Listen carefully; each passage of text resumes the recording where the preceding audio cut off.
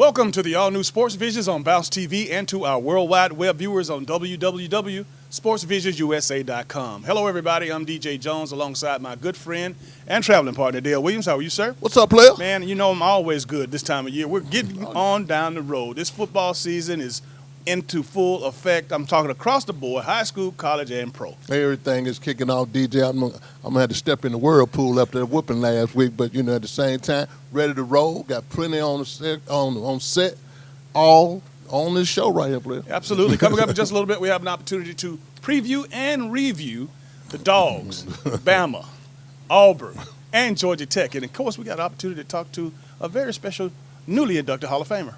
Charles Flowers, on board, on deck, DJ. Going to have a great show, man, but we got to get bigger, baby. All right. All that and more coming up next on Sports Vision. Hi, I'm Todd Bennett. I'm with Our House at Carpenter's Way, a ministry of the Methodist Home for Children and Youth. Our mission is to restore childhoods at the two homes here in Columbus, as well as our facilities in Macon, Americus, Valdosta, and St. Mary's. We provide at-risk youth with security, education, and the hope necessary to break the cycle of abuse and neglect. Please join us October 11th for the Giving Childhood a Chance luncheon with guest speaker Jeff Foxworthy. The luncheon will be held at the Columbus Trade Center. Please go to themethodisthome.org/events to sign up today. Welcome back to Sports Visions. Dale, I know that, of course, last week there was some disappointments, but I tell you what, who didn't disappoint? Nick Saban and his Alabama Crimson Tide. You know, he didn't take any mercy on his alma mater, Kent State, blowing them out 48-0. 48-0, DJ did what he wanted to do. You know, got a lot of playing time for some of the younger guys, continuing to get depth, getting ready for bigger games down the road. You know, they still got another run to make, DJ. So they're getting ready for that next run for the Texas A&M, the Arkansas of the world. They ain't through yet, but they're building up some depth with some of those younger kids. Now, you know Nick's not going to just let it get away by winning 48-0. He still had some things that he said that he needed to improve on. Obviously, he wasn't impressed with the offensive line blocking. But, you know, when you beat somebody 48-0, it's very hard to find something that you've done wrong. Well, you know, it's hard to find, but, you know, DJ, when you got that routine and that formula works for them, DJ, you know, every Monday, you know, you go over the film and you say, okay, we could have did this better. We made a mistake right here. Because nobody made 100, graded out 100, DJ. So the coach is going to have an opportunity to coach, and that's how you get better. Well, he's going to be up against one of the Stoops boys in the Kentucky Wildcats, and I know that Kentucky has been up and down so far. But you know what? I think that, you know, they're starting to change that culture in Kentucky. They're starting to be competitive, and I know that, again, Alabama who they are. But, again, you know, one thing about it, it's an SEC game, and you got to take care of business. You got to take care of business, DJ, and at the same time, you know, when you're playing, you know, someone inside your division, you got to play better. Really is an opportunity for Kentucky to get better too, DJ, because if you want to beat Alabama, you're going to have to take that same template. You're going to have to start getting those kind of players. I mean, it's a scouting opportunity for you, DJ, but at the same time, you got to get your kids to compete, and that's all you want to do right now. You want to make sure your kids are competing. From one blowout to another, the University of Georgia Bulldogs went down to Oxford, and, of course, Ole Miss took them out behind the barn and beat the brakes off of them, as I like to say, Dale. Yeah, man, it was awful, man. Yeah. And really 45-14, it really was worse than that, DJ. I just think really there's one thing that Kirby Smart was trying to be honest with the Bulldog Nation and let them know. We're not big yet. We got to get real big, and in the sense of we got to be big enough to play with the Ole Misses, the Texas A&M, the Alabama, and we're not there yet. You know, Mark Richt's regime and the players that he chose kind of like for a finesse system. Kirby wants a physical player, some physical guys to play in that system, because that's what we had to play. So once again, Bulldog Nation, pump the brakes. I know we jumped out 3-0 or 2-0, and everybody thought that obviously we were the best thing since sliced bread, but this is a part of the process. Again, you know, Jacob Eason, I appreciate the fact that, you know, Kirby's going to, you know, left him alone, let him take his lumps and bumps, because if he's the guy, he's got to go through some adversities and help his maturation process. That's right, DJ. You got to let him grow, man. You know, when you get your keys to the car, sometimes you might hit that curve. You know, you ain't learned. You know, you're going too fast around the curve. But I think really one of the biggest things that's going to happen, Kirby Smart gets to evaluate his kids, his talent right now. And he knows that some of these players he don't know. See, some of these guys didn't play football last year. He has not had the opportunity to evaluate, but I tell you what, DJ, I think he's going to start moving a lot of people around, and he's going to put his best 11 on the field, and we're going to roll with what we got. But we still had the same kind of expectation. We want to win. You know, the Tennessee game this week. Hey, I got them beating Tennessee. I'm going to go out there and say, quickly, I just want to reflect back on the offensive side as it pertains to Jacob Eason. I mean, that was too many drop passes, first and foremost. I mean, you got a young quarterback out there, and you got to protect him. I mean, this is the things. But you know what? More importantly, as you mentioned, Tennessee, they got to make the plays when their plays are given to them because, again, Tennessee's going to come in. And I think, personally, that Tennessee got over the hump by coming back on Florida. I think the light has gone off.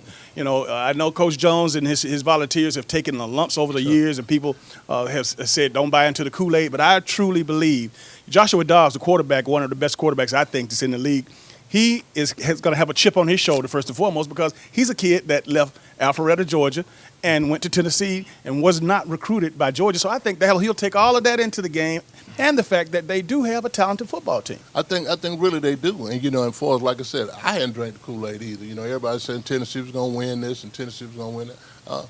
That's still, you know, I don't know about that yet. I'm not too sure about it, but we're going to find out this week, DJ. One thing I do know, they are big, they are physical, you know, and really to what they did to Florida, I didn't see that coming at all, DJ. But at the same time, they're athletic, they're big, they're fast, they got a seasoned quarterback. They can beat you in all facets of the game.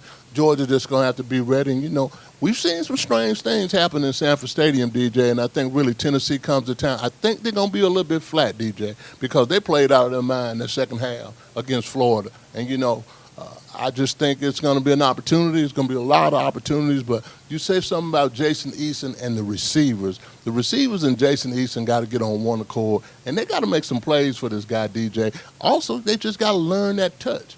He has he's a gunslinger, and he's going to bring that thing in there hard. But you got to still catch the ball. You got to make some plays for this guy. Let's take it over to the Plains where the Auburn Tigers, again, they got away with one this time. Again, a few seconds more on the clock, and maybe it's not so good. But Auburn was able to withstand LSU. Unfortunately for LSU, Les Miles, or maybe fortunately for LSU, Les Miles was let go after that game. And I know that you told the Tiger Nation, they've been talking about this since last year. And again, you know, when you're a coach like Les Miles, who's won a national championship, who's won an SEC championship, he thinks his way is the only way. And he didn't want to change, even though he had everybody believing that he was going to possibly take and make some adjustments this year. Unfortunately, it hadn't happened. It hadn't happened, DJ, and, you know, they cut their losses. You know, it's still going to be owed $12.9 million, but LSU got that. That's just a drop in the bucket for them. But I think really one of the things that changed piece, you know, one thing about LSU, they always have athletes, they got over 40-some players in the NFL, all under Les Miles' regime. We talking about first, second round, big-time players. So it wasn't a problem about talent and recruiting. It never was a problem. Quarterback. Offensive, you know, you got to do some offensive things that they never did do. But then the thing against they're 3 seconds away, DJ. It could have been Gus. Yeah, well, more importantly, Gus and the Auburn Tigers, basically, you know, again, they live to see another day. And again, you know, some offensive problems, not being able to score in the red zone. I mean, this really bothers me because, again, we met Gus and we followed Gus with a lot of offensive production. And up to this point, they have not been able to do anything. They haven't, DJ, and, you know, and I think really for the talent level. You know, again, Cam Newton, you know, you got Nick Marshall. These guys don't come, they don't come every day. So at the same time, you got to change a little bit, DJ. You got to, you know, see what kind of talent that you have, and you got to work with that talent. Because right now, you know, defensively, I think Kevin Steele is doing a great job. And they played, Auburn has played good enough ball on defense, DJ, to almost be undefeated. At the same time, offensively, they have no offensive production, and they still can't get that offensive production when you start talking about in a Gus Malzahn way, 30-plus points. That's not happening. Not at all. Again, Mississippi State, you know, it's not going to be let down because, again, you know what they're capable of doing down in Starkville. That's right. And, you know, it's going to be tough. That west side is just tough. It's just it's a tough place to be in the SEC. That's right. You know, I look at Auburn. I look at Ole Miss of the world. I look at them as spoilers now, DJ, because they're going to be playing some more tough games here in the you know, when it gets down to like game 8, game 9, the last 4 games of the year. They're going to be some spoilers in those games, and I think really with them both losing 2 games, I think they're going to be scrapping just to be respectable. So anybody that rolls up on Auburn or the Texas A&Ms of the world or the Ole Misses of the world, you don't want to play them right now because really their season, and you know, one cliche after another, when you lose, you learn some stuff. And I think Ole Miss has learned so much, and Auburn. Last but not least, when you talk about Paul Johnson and the Yellow Jackets, you know they just got done playing against a team that was one of the top teams in the country. Well, they got another team that's coming in from South Florida that's not so bad. And Mark Richt will be the captain of that ship. Yep, Captain Mark Richt bringing the Miami Hurricanes into town, DJ. That's going to be an interesting game. Mark Richt has always had a lot of success against Paul Johnson. I think Georgia Tech's got her back. You know, they got to jump back. And we're talking about guys on the hot seat. Paul Johnson's going to be on the hot seat in a minute, DJ. If he doesn't show up and get these guys going, when you can't even pass the ball at all, especially when you get back, that's something that the people in Atlanta and that Georgia Tech been hollering about for a long time. All right, let's take a look at our Chick-fil-A picks of the week. All right, DJ, this week Chick-fil-A picks of the week are Alabama against Kentucky, Auburn against ULM, that's University of Louisiana Monroe, Georgia against Tennessee, Georgia Tech against Miami, Clemson and Louisville in a barn burner up in the Death Valley, Florida State against North Carolina, and Michigan against Wisconsin. Don't forget to stop by Chick-fil-A on Bradley Park, fill out your picks of the week form, and see if you win a prize from Chick-fil-A. Now let's take a look at our Black College scores and our lineups for the week. Oh.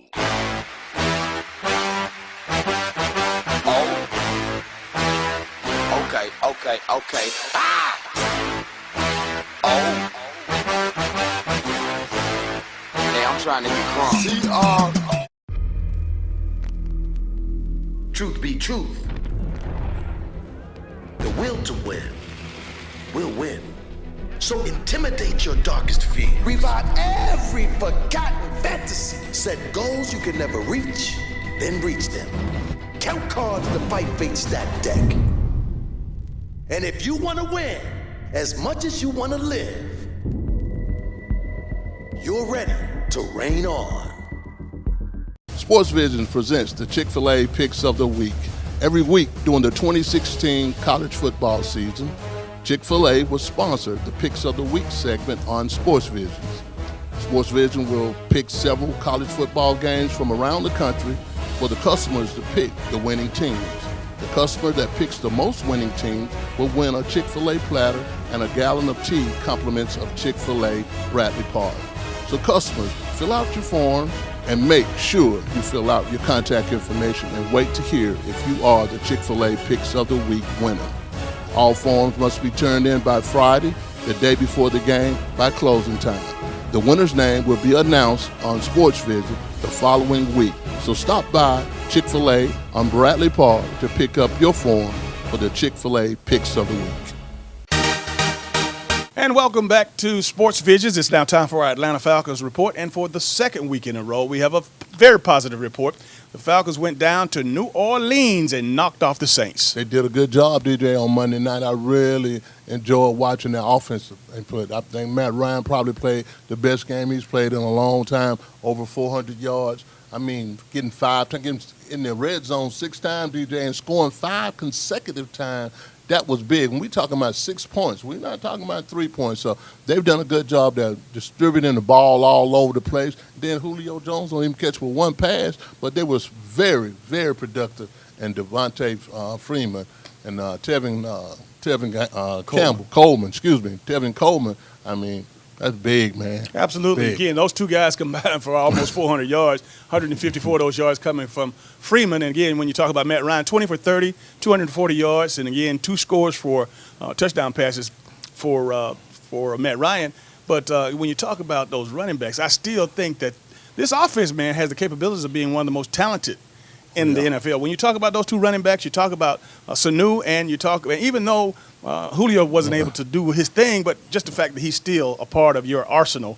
Matt Ryan is not he's not a slouch either. He's not a slouch, DJ, and like I said, distributing the ball all around the Tammy to the tight ends, hitting the tight ends, hitting the running backs out the backfield, going on possession routes with Sanu. I mean, really, they did a good job on offense, but on the defensive side, again, Drew Brees get a Falcons fits. And, sitting back in the zone, but one thing I did learn and I saw Dwight Freeney get a sack, DJ. I saw him doing that spin move, and then he's taught that same spin move to our boy Beasley. So I saw him doing some different things, batting the ball down, switching in fresh linemen, they did a lot of good things, got a lot of good positive things. But you know what, DJ? They got to forget about that game right there and get ready for the Carolina Panthers. They do, and the Carolina Panthers are coming into the Dome on Sunday with a vengeance. I know that had a disappointing loss against Minnesota now. Yes. I know that Cam Newton, who would have thought that Cam Newton would have lost 2 games this early in the season, coming off of not only his MVP season, but coming off of the Super Bowl appearance. And again, it's still a lot of football to play, folks. We still talking about 13 ball games, 14 weeks left in the season, and it's very early, and it's a telltale sign because when you look around the league and you see the likes of a team like Philadelphia beating up on Pittsburgh, when you see Buffalo beating up on the Cardinals. See, these are all teams that we thought. But you know what? Again, it's a long season, and again, everybody is a professional. Everybody's getting paid, so you never know who's going to answer the bell. You don't, DJ. And, we talked about parity before this season even started, but one of the biggest things about it, when it comes down to coaching, when NFL coaches make adjustments against you, you shut down. And really, I think that's going to happen when we get to the latter part of this season. Now you're looking at all the things that are happening. Who would have, like you said, who would have thought Cam Newton, 8 sacks, 2 interceptions last week against the Minnesota Vikings? But the Minnesota Vikings are going to be an elite team this year, DJ. Anytime that you can lose your starting quarterback and your starting running back, one of the top rushers in the NFL, and still be 3-0, that's something to take your hat off to. But it's going to be very interesting. And like I said, got to continue to get better. And coaches know they got to make adjustments. What they do in a conference game one time, they're not going to be able to do that the next time. Once again, congratulate Isaiah Crowell, 80 more yards to go to his league-leading rushing stats. I mean, this guy, even though they got beat at overtime and down in Miami, came up a little short. The Browns hadn't been doing much, but Isaiah has been consistent in doing his thing. Yeah, Isaiah's been doing his thing, DJ. And actually, as the cliche is saying, and the saying, feed the crow, I mean, he really has a lot more less carries than a lot of the NFL top rushers. But at the same time, if we're gonna say something about Isaiah, we gotta say something about Terrell Pryor. And the last time a guy played quarterback and receiver was Frank Gifford, DJ. And this guy, played like he's been there all the while. So, hats off to him. But like I said, I think the Philadelphia Eagles are a team to watch right now too. Even who knew Carson Wentz, going first round, quarterback from North Dakota State, DJ, would lead the Philadelphia Eagles like he's been doing. That's right. All right, let's go ahead and take a look at our Crown Royal picks of the week. All right, DJ, our Crown Royal picks of the week. We got the Panthers playing the Falcons at the Georgia Dome, Saints against the Chargers, the Broncos against the Buccaneers, the Rams will travel to Phoenix Stadium to play the Cards, Cowboys are going to San Francisco to play the 49ers, Seahawks will go to the Netherlands to play the Jets, Bills at Patriots, and the Chiefs will play the Steelers. Don't forget to email all your picks to Dale Williams at sportsvisionsusa.com by 12 o'clock on Sunday. Come into Chester's Barbecue for our world-famous mouth-watering ribs, smoked fresh on our grill daily. Or try one of our barbecue pork plates with fresh sides. Chester's has delicious sandwich combos to choose from that are sure to please. We also serve tempting home-cooked favorites. And don't forget to take home your own bottle of great sauce. Chester's Barbecue, serving the best food at the best price. 3 locations to serve you. Live in the spotlight with Sports Life Entertainment. Enjoy our 50-passenger luxury party buses or corporate coaches. For more information, contact us at 770-989-1340. And remember, it's all about that sports life.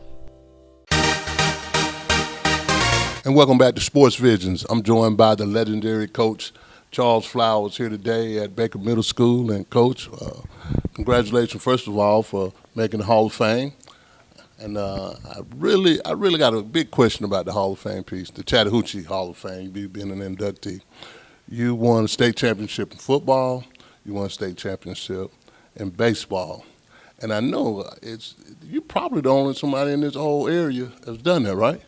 It's been a few people in the state of Georgia over the years, Dale, but I think I'm the only one, and that's a tremendous honor, and it's attributed to the number of quality athletes that we had and the quality coaches that we had in the Muscogee County School District. When you look back at your whole career and what you're doing now is basically being an administrator in a sense. You're the assistant athletic director at Point University now, but all the things that when you look and place all those things together, what do you actually like about it, and then got any regrets, and how you going to get better at doing a lot of things that you want to do?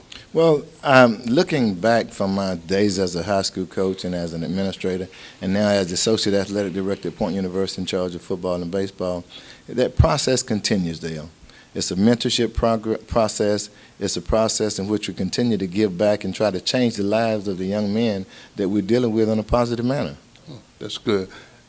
You know, you dated, you coached players from 10, 20 years on back, and now you're having mentoring situations with guys now.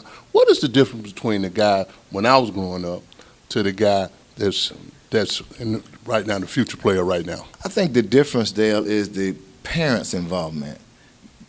Years ago, your parents were involved in your education and your athletics. There was tremendous support. And nowadays, you don't have as much parental support in the athletic nor the academic programs with our students. And I think that's the piece that's missing. So we're trying to reconnect and get that family, get the community back into the whole child, the whole student athlete. We want them to be well-rounded. We want them to be a quality citizen. We want them to be a good student. And we want them to take their roles in society. Great. You know, we did a show with you, and you were featured on our show for the Champions of Character this summer. And, you know, all the things you were doing with the kids from a physical standpoint. How fast are you? I mean, can you make plays, trying to get better as football players? Now, this is the second stage. This is the administrative stage and the parental stage, the WORKS program. Explain to our viewers out there what is actually the WORKS program. The WORKS program is incorporated in our Champions of Character. WORKS is an acronym for working on redirecting, refocusing, and realigning kids for success. We have found that there is a tremendous need to get our parents back involved in the education of our students. The parents are the first teachers of our children. So we're trying to connect, along with the Ministerial Alliance, the community, the teachers, and the parents to try to turn out the best quality product that we can. And we feel like what we're doing today with this training of the teachers and administrators is going to tremendously impact our students in a positive way. The school system have different initiatives that are already going on that deals with the changing the behavior of the students, but this is an additional piece. It is a standalone program that helps to deal with the parent component, where if the parents can't get to the school, then we'll go to them, and it's going to decrease the discipline problems that we have, because we're now giving that parent an opportunity to take part in the program in lieu of their child getting suspended. So it's going to help everyone out because it deals with integrity, character, citizenship, responsibility, everything that they need to be successful there. Okay, let me ask you the last question. You know, Dorothy Heights, Rothschild, Baker Middle School, Carver High School. Now, if I'm a parent and my kid doesn't go to those schools, how do I get involved with the WORKS program?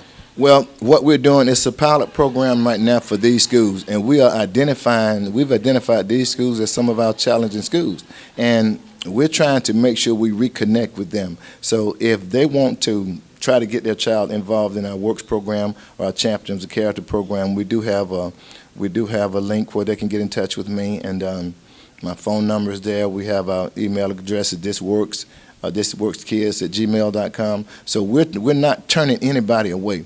So if we have a parent, if we have someone who's interested in the program that are not in one of these schools, we're going to try to see if we can get the administration of that school to try to combine their efforts to try to get them involved. Okay. Now, last question. Champions of Character, WORKS.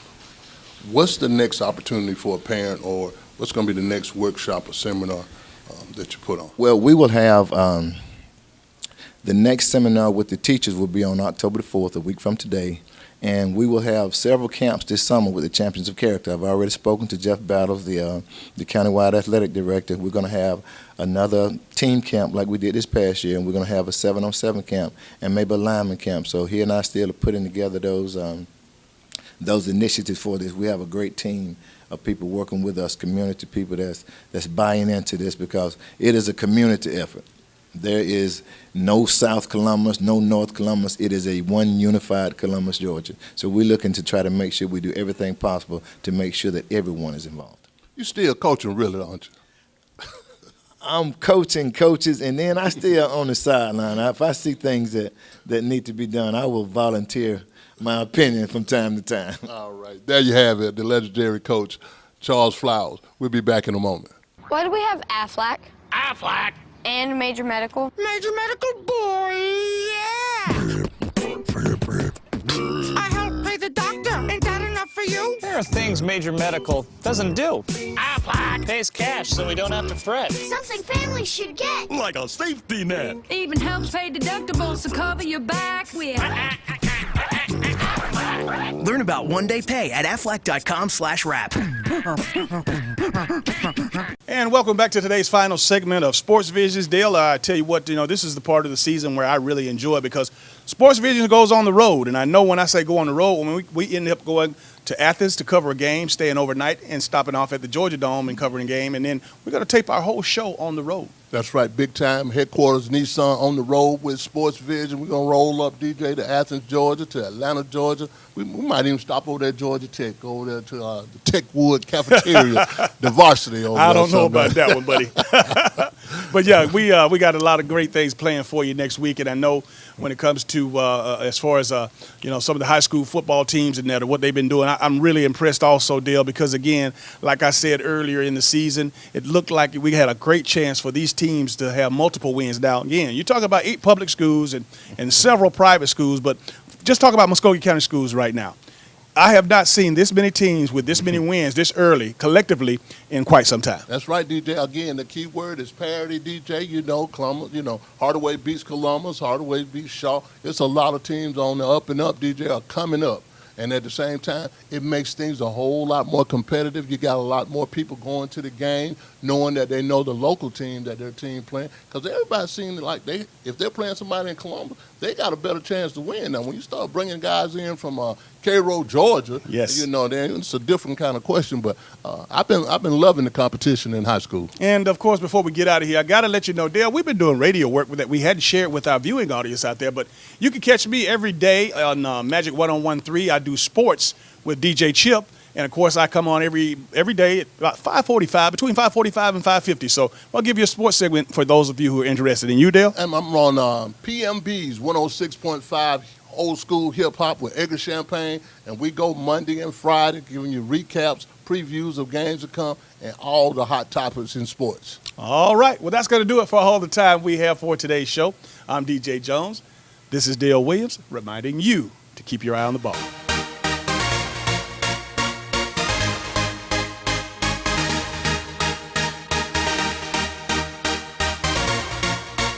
Matthew 6:33, seek ye first the kingdom of God and his righteousness, and all these things will be added unto you.